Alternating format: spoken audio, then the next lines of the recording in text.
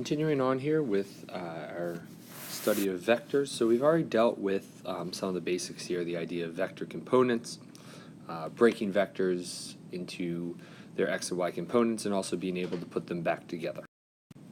What I want you guys to think about for a second is the question that we have here. All right, if I were to walk 500 miles and then I were to walk 500 more, all right, and hopefully you have that song by the Proclaimers stuck in your head right now, but that's not the real question. The real question is, how far would I be from where I started? All right, that is a legitimate question, not just a joke based off of the song. If I were to walk 500 miles and then I were to walk 500 more, how far am I from where I started? So think about that for a second and come up with an answer.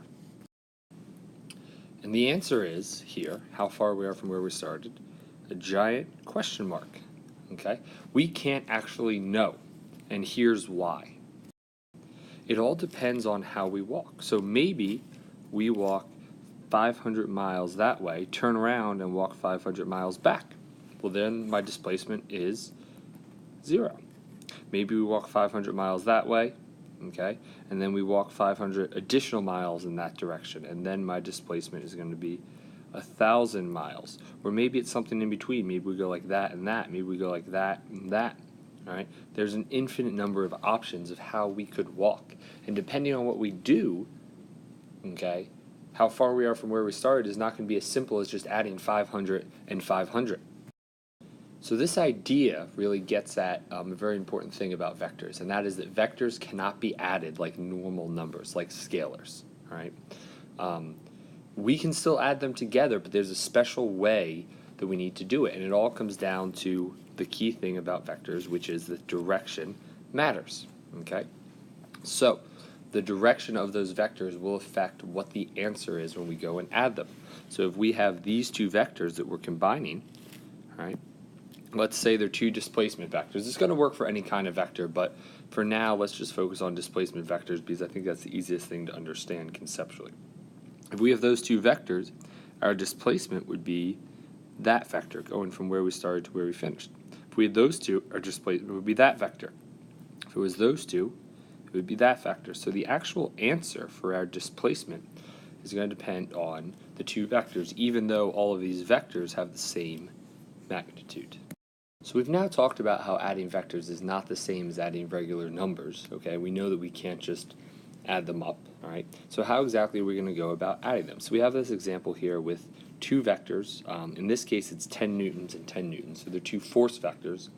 And we want to go about adding them. We know that the answer is not going to be 20 newtons, okay? But what would the answer be? So the way we're going to add them is the same way that we combined our vector components before, okay? And that was we drew our vectors tip to tail. We took our first vector, all right, drew that, and then from the end of the first vector, we drew our second vector, and our resultant vector, the answer, the overall vector, is simply going to be the line connecting the beginning to the end. So let's take a look at what this example would look like in action. So I took our three vectors that we have here and just blew them up down here, and we want to add those three. So I'm going to start with my green 10 Newton vector, and I'm going to put that there. And from the end of that vector, I'm going to put that blue vector, okay, that second 10 Newton vector. And our resultant then is simply going to be a line connecting this point where we start here to the point where we end, all right? And so that vector that would do that is going to be this red vector, which ends up being the answer, as you can see in the diagram here. All right, so that red vector is going to be our resultant vector. So when we add these two vectors, 10 newtons and 10 newtons, okay, we get this vector here as our resultant. All right, that would be our answer. Okay, so if we drew this to scale, and we'll talk about that on the next slide, if we drew this to scale, we could actually use this graphical method, use this drawing to end up with an actual numerical answer for the resultant, the sum of these two vectors, 10 newtons and 10 newtons. So as we just saw on the last slide, all right, the basic idea with this method, this graphical addition method, is we're going to draw our first vector, okay, just like we did here, okay? And from the end of the first vector, we're going to draw our second vector, tip to tail, and we see that. That always should happen. We always should have this point where the arrow of one vector meets with the tail of the other vector. And then our resultant, our answer, is just going to be the line connecting where we started to where we end up. All right. And if we did draw this to scale, all right, and by that I mean we're actually measuring out the length of these vectors. We're using a protractor. All right, so if this vector is 12, we're going to draw one that's, say, 12 centimeters long. This vector is 25, we're going to draw one that's 25 centimeters long. We could actually go through and draw it to scale and then simply measure the length of this resultant vector and measure the angle of that resultant vector, and that would give us our answer. Now, that way is quite tedious. I want you to be aware of the basic idea of it. I want you to be able to draw a sketch of vector addition, but we're not actually going to go through. I'm never actually going to make you measure it out, draw it to scale, and use that to add two vectors. But it is important to understand how vector addition works that way, and I think it's going to make it easier when we learn the mathematical way of doing it. So we have a few practice problems here where we just want to do a quick sketch. Like I said, you don't have to actually measure this to scale, but just do a quick sketch showing how these two vectors add graphically. All right, so I'll do the first one and then I'll let you guys do the next two on your own. So we're first going to draw our first vector, something like that. It might not be the exact same length, but again, we're doing a quick sketch. And from the end of that first vector, I'm going to draw my second. All right. And so my resultant then is this blue line here, connecting the very beginning to the very end. Now, you might be saying to yourself, why did I pick the horizontal vector first? Does it matter? And the answer is no, it actually doesn't matter.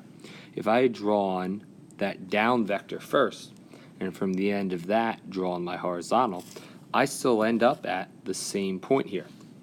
All right, I still end up with the same resultant vector. So just like regular addition, it doesn't matter if you do 5 plus 4 or 4 plus 5, vector addition, the order also does not matter. So take a second, draw those next two. I'll go over them in a second, but you might want to pause the video and do those before we go over them.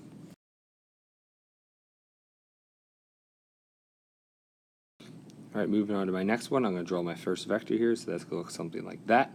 From the end of that first vector, I'm going to draw my second vector. I'm making it a little smaller just in the interest of saving space here. And then my resultant is going to be that line connecting the beginning to the end. All right. If I drew them in the reverse order, drew that first one, that up vector first, and then the diagonal, I would end up with the same spot. You don't have to draw both every single time, but I'm just doing it to show you that you could do it either way.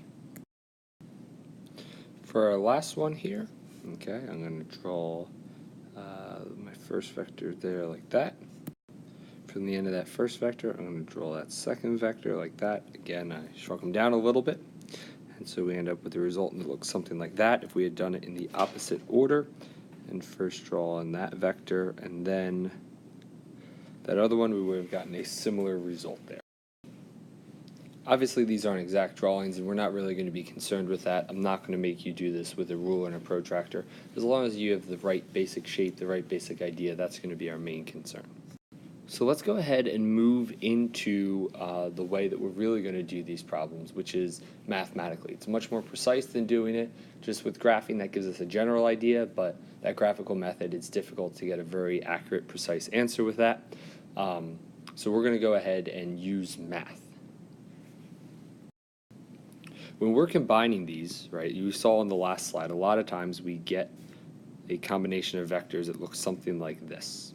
So that obviously is not a right triangle, so we can't simply combine these two vectors using the Pythagorean theorem and inverse trig like we did with vector components.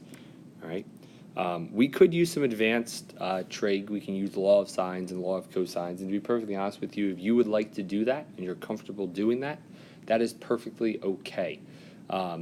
I personally think it's much more useful to work with components. We're going to be doing a lot of things with components, not just necessarily adding vectors.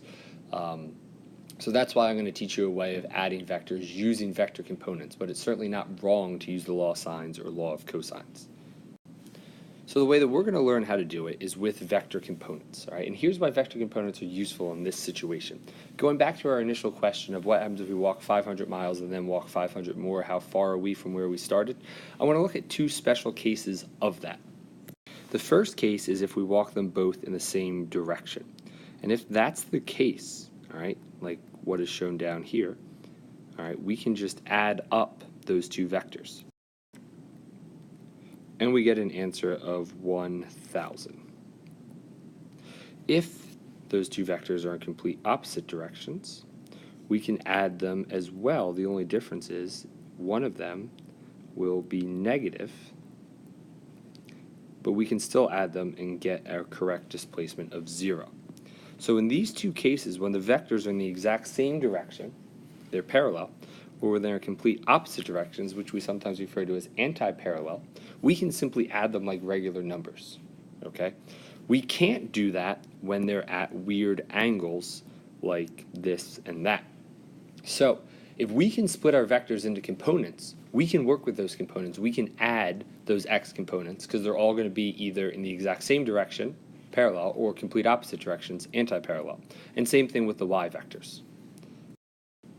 And once we have those sums of our components, all right, we can put that vector back together, all right, to get the overall resultant vector. So here's how we're going to do these problems, all right, and I'm going to kind of work through a quick example here just to give you the basic idea, and then we'll work through some more in class. But the first thing we're going to do is we're going to break our vector down into x and y components. That is step number 1. Break it into x and y. Step number 2 is to add or subtract. We'll talk about that in a little bit later. Add or subtract our vector components. And step number 3 is to put it back together. Okay?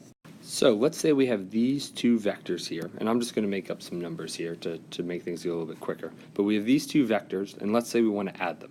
First thing we're going to do is we're going to break those vectors into their x and y components and actually find the values of them. So I didn't put any numbers in here, but if I had numbers, I could find it. So let's say that x component is 3, that one's -4, this y component is 3, and that one is 2. So let's say we had those numbers, we know how to break them into x and y components, and we found those values. That is going to be step number 1 in our process. Step number 2, we're going to add up those components. So in the x direction, we're simply going to add our two components. 3 plus -4 gives us -1.